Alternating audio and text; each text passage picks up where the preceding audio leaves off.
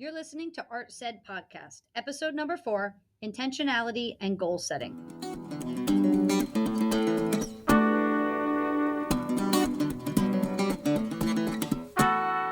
Welcome to the Art Said Podcast, conversations through the perspective of the arts in education, hosted by educators and artists Shauna Longo and Edric DeVos. Hey, Edric, how are we doing today? I'm good. We are ready to rock and roll. I'm good. There we go. So today we're going to talk about intentionality and goal setting. And that's really what's going to determine the success of your program, whether it's just your visual art program, your music program, your orchestra, your dance, your drama, your arts integration initiative, your STEAM initiative, whatever it is, you have to have an intentionality to what you're doing, and you've got to set some goals. And when you're doing that, the spectrum of voices and agendas need to be heard and considered. You've got to take in everybody's thoughts, everybody's experiences, because everybody is driven by their passion, their purpose, and what they've experienced. And just to make it more specific, when you're talking about goal setting, yeah, everyone understands goal setting broadly speaking, but specifically in public education, there are particular groups and institutions and organizations, different levels of the structure you're going to have to deal with. And that's kind of what this is really about in terms of goal setting. How do you address those particular groups and areas? And then bring it all together to make a plan, really, right? And so your team, we've talked about building your team in past episodes, right? You've got to have that team of people that are working together towards that common goal. With a similar definition. They've all got to be on the same page as to what you're doing. But they need to buy into that long range plan, right? So I have a quote here from Ben Zander, the Boston Philharmonic, and it comes out of Seth Godin's newest book, The Song of Significance. If you haven't picked it up, highly recommend it. We both highly recommend it. Great book, easy, quick read, folks. Nothing significant. You will not be bogged down. It's really about teams and building teams. It is, absolutely. And he gives a different spin on the way he looks at it and backs it. But anyways, so this quote from Ben Zander is, "The conductor of an orchestra doesn't make a sound. He depends for his power on his ability to make other people powerful." And that's really important because as a leader of an initiative or a department or whatever you are within your school, it's your job to make other leaders, to get people excited for the passion, the purpose, the vision, the goals, to be moving in the same direction. But it's not so much selling people on your idea so much as it is providing an opportunity for them to do what it is they want. So I say this from a viewpoint of being a band leader. I always want guys in my band that already know what they want to play. They already know what they want to say. And I'm just writing songs that creates a vehicle for them to be able to express themselves. And it works best like that. And I always want to be playing with people that are better than me, because it's just the music's going to be bigger. It's going to be better when you have that. Absolutely. It's about empowering others to be their best selves. And so there's many definitions of success, everybody, but there's really only one definition of failure, and that's not meeting your goal. And so what are your goals? Have you ever defined the role for how the arts contribute within your school? Take a moment and think about that. Like, have you defined the role for how the arts contribute within your school? Or have you been in conversations with other parts of the other teachers or the administration about what that role is or could be? Because I don't think that conversation happens enough. Because I think some people are scared. They don't want to hear the reality of people's opinions, right, maybe, of what the art should be. But if you're not leading the conversation, then you're not a part of it. Also, they will fall back on whatever it is they know. It's your opportunity to pull them forward into the future. And you have to, if you're an arts teacher, you have to take on that responsibility. You're the one that has that information and that can carry them through to the next level. So what do the arts look like? How do the arts function? What is their purpose? Who is this for? That's really the most important one. Absolutely. The most important question is, who's this for? That always brings you back to, so who is this for in terms of the students, right? Who's this for in terms of the teachers? Who's this for in terms of the community, right? Who's this for in terms of our larger goals and larger conversation we want to have? But you have to, it's amazing to me how often that question does not get asked. Absolutely. And so who decides what the meaning of your contribution will be, right? And we don't always, as teachers, get to define that. We don't get to decide. Sometimes others decide. But if you can start a conversation with others about what are our goals, what is our intentionality, you can have a larger voice in defining the meaning of your contribution within the school. I think it's also a personal side to that. And I think you also have to be clear about what you're deciding the meaning of your contribution is. So, I mean, because listen, if there's no clear definition or focus, are you okay with that? Like, are you okay with floundering and kind of doing your thing in your corner of the world, your little island, or do you want to broaden that perspective and get off the island and be a part of the mainland? Given your history in the district, that might be Yeah, that's that true. might be something you want to do. But I think part of what this podcast is about is if you've been teaching for a while. I mean, I've been like 10, 15 years. If you've been doing it for a while, you get it. And maybe you don't really want to go into administration or I mean, that's your place. But you want to expand your practice. Otherwise, it's kind of constricted. You want to continue to grow as a person. So that's one of the questions I think is important to ask personally. Absolutely. And so you have to determine, like, how do you establish with the administration, with the staff, with the students, the parents, all these stakeholders, what the role of the arts can be.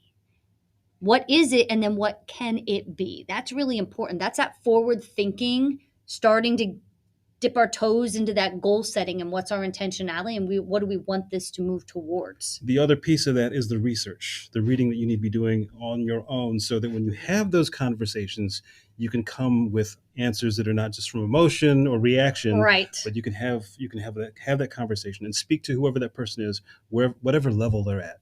Absolutely. And you got to know how you're going to build those art shelves. We talked about that in the last episode, but that vertical articulation within arts area concepts. And so having this kind of language to have these conversations is really important. And that's going to help you to create a vision for the arts within your school district and goals and objectives to go along with that. You can't just create this foofy vision of where we want to be. How are you going to get there? You need to lay that out. How are you going to move towards that vision? The first thing is you got to start where you are. You got to acknowledge where you're at. And that doesn't mean that it's like a complainer fest, right? Where it's like everyone just complains and we Right. we talk about the past, the past, the past. And are we going back? When's it going to be normal, right? No, you need to. What are our glows and grows? What are we really good at? What are our strengths? What are our weaknesses? What are our needs? And so taking that like assessment of all of your stock, right? You're not only like supplies stock and what do you have to make this happen in terms of budget and resources, but your stock of people, your team, Right. your admin support, and that's really important to put it all on the table because it's all got to be a part of the conversation of where you're going to go.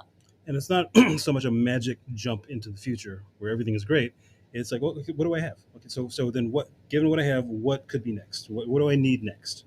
And it's really kind of moving step by step like that. And having the patience because it's going to take time. Nothing worthwhile comes really quickly, right? You got to be willing to invest and ride the wave because there's going to be ups, highs, there's going to be lows, up and down throughout the process. But having that patience to know that even though you may have a little dip, you're still moving forward. That's really the key for that. It's all moving pieces. I Absolutely. like the metaphor of astrology. Like, the planets are moving, right? So, so at some point the budget might go into retrograde. Yes. Yeah. At some point, issues with the contract might be, preventing you from really having kind of conversations with other teachers or administration that Right. you want to. So those are all pieces. Those are all moving pieces. So we want to talk next about the differences between institutions of education and individual educators. So Edric's got a quote he wants to kind of give you guys. So we're going to lean on Seth Godin again because there are a number of great quotes. So Seth Godin is really coming more so from a place of talking about business and creativity in business. But this, again, you're talking about institutions and people working together. I think this quote fits. And he says it's about getting paid. Is what he says. Getting paid for our work can confuse us because it might seem that all we need to do is serve the person with the checkbook. But that's the strategy of a hack, and it rarely leads to the kind of contributions we set out to make in the first place. There's a tension, the gap between what the work wants, and what the person paying for it wants. Dancing that gap is the work of creating our art. I think about a friend of mine who's working many years ago at Netscape, and then he was working for Microsoft for a while. But he talked about the problem with developing programs is that it's not about the long term visions. It's not about the work. It becomes about the budget. It becomes about the schedule, and that can have a demoralizing effect on what it is you're doing. So, It can impact your creativity yes, yeah, and your passion and purpose, right? Your drive to moving forward. right. So it becomes about a job, unfortunately, Right. as opposed to a career and your vision for what it is you want to create. But again, that dancing that tension. I think as arts teachers, you should understand that if you have friends who are full time artists, full time musicians, full time in the theater, you know that they're dancing that gap all the time. And that gap is important to acknowledge, Yes. because you've got to weigh both sides and take them into account when you're creating this vision and where you're going to go. You got to know what the factors are that are leaning into it. So the institution is going to be different than the individuals in that institution. I'll just share something.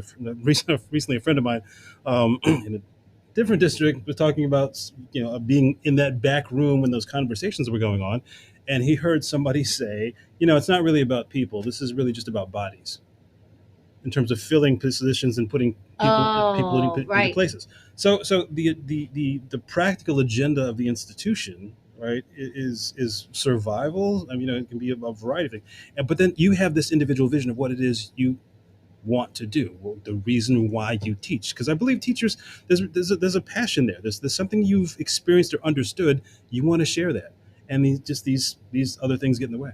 Absolutely. So it's really about that personal motivation and how do I stay interested in what I'm doing? That's always been my question, like for driving, because I think it's my question in as an artist, as a musician, but also in life. Like, how do you stay interested? Like, Yeah, how do you find a way to do absolutely. something with what your experiences are to turn them into something which allows you to move forward? And that's what separates the institution of education versus the individual educator. It's Yes. that passion and purpose that leads to that personal motivation in what we're doing in the classroom daily, or in whatever role we play within the schools. How are we impacting students? That's really what it comes down to. Because I think most teachers live there. That's where Yeah, most of us live there. We live with, like, yeah, I got problems with the school, but I love these kids. absolutely. And in this particular, I want to see them move forward. That experience of having them have some kind of a breakthrough, that's what we live for. So we want to now talk about like models and like definition of learning, because learning has different definitions depending who you talk to, Mhm. based on, and some of it is politically driven, Yes. some of it is financially driven, Yeah. and some of it is demographically driven, and geographically driven. There's all of these things that play a part that you've got to kind of define as you're defining these goals and intentionality of where you're going with it. And so, for models of teaching, is it directed or differentiated instruction? There's a big movement towards multi-tier support systems in schools and how we meet the needs of all students. But learning is not just regurgitation, it's also more so about experiencing, and how can we create experiences for students. What the qualities of your experiences are. I think about the woman who spoke at the recent conference, and she talked about being in Baton Rouge, Louisiana, right, years and years Mm-hmm. ago, and all the conversations were about test scores, and she was saying, I think these kids have other issues that Yeah, we need to really just a look at. few. And she talked about the growth and the development of the conversation around social and emotional learning, which more and more people are talking about. Right. But at that time, where she was, that was not a conversation. So she actually moved into um, public policy because she was more concerned about um, addressing these other issues. But again, the way that you understand what education is supposed to be, there's usually, if you look at it, there are these different narratives that go in there. So the narrative that typically drives us is this conversation about preparing for jobs and preparing kids for schools, and again, in the case of the institution, the test scores and that government and that money and the funding Mm-hmm. for the school. All those things have to be negotiated. Absolutely. And so, but it can't always be about the test scores and that government funding. And that is a big piece of it. But to get out of that conversation and that kind of spiral, you have to, it takes a lot of courage to step outside of that mentality. And that's part of what I believe, and it's part of what motivates me to want to do this podcast is that conversation, because I just know too many teachers that love what they do and they're just really really frustrated. So I think this conversation is this one that's connected to, you have to go back into finding what your personal motivation is. I Yep. think about this one teacher that said when she first started teaching, the best advice she heard was just close the door and teach. Yeah, You know, it's absolutely. like, do that thing that you set out to do that's really in your heart, close the door and make sure you manage it to get to that. Absolutely. So, I think I'm going what is the narrative that drives public education? There's a great book out there called The End of Education by Neil Postman. so Neil Postman basically asking the question of what is the narrative that drives public education. He started out as an elementary school teacher, eventually Okay. wound up being the director of communications at MIT. He's like, this has come a long way and seen a lot of. Yeah. So just very quickly, because we're reaching the end of our time, one of the things he says, paraphrasing here badly, but if we're teaching kids to make a living without addressing how to make a life, then our narrative is driven by economics, by technology, and consumerism, right? So we argue that our societies no longer uses technology as simply a support system, but instead is shaped by it, right? So that's a conversation about social media. This book was written Right. years ago, Yeah. but he saw that coming. So he was just, again, he was director of communications, but we there are plenty of other conversations about what social media is doing to us. But on the teaching side, we're focusing on technique. We're focusing on better teaching techniques, how to use technology, because again, the better test scores, the latest alphabet soup. But what he says, this one particular quote, is the problem is metaphysical in nature, not technical. Just two other quotes real quick, because talking about art, he said, "There's nothing in the Guggenheim Museum that is or ever was of any practical value." Right? The museum seems to argue that what makes us humans, is our need to express our feelings in symbolic forms. Right? I love that. That's music too. It's I mean, it's you could. it's It's all the arts, a dance, a theater production. It's an expression of our feelings in that art form, in a it's symbolic form. yes, but it's every culture. It's Absolutely. every time period in history. No matter how far back you go, there's always this need to somehow express this music to create these forms, and that's really what the core of what makes us human. That's really at the center of it. And so the narrative that he suggests, that he feels like is important, is to have more of a narrative of, rather than it's about economics and, and jobs and money and technology, is about becoming citizens of the earth. So he says the purpose of public education is to help the young transcend individual identity by finding inspiration in the story of humanity.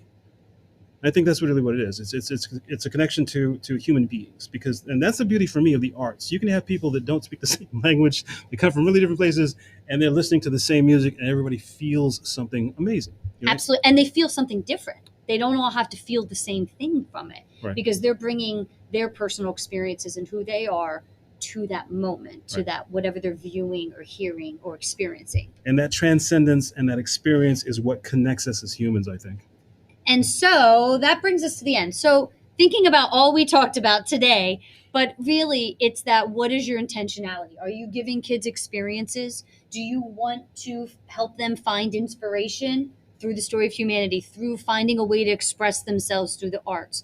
What is your intentionality? And how are you going to get there? What are your goals to get you there? Really, don't be afraid to have those tough conversations, those real conversations, so that you can move forward in your life and Yeah. your career and your impact on students. To say it in maybe more extreme form, I think we're fighting for our lives. Yeah. We're fighting for who we are and what we believe in and what we love to do. All right. Thanks, everybody. We will see you in our next episode.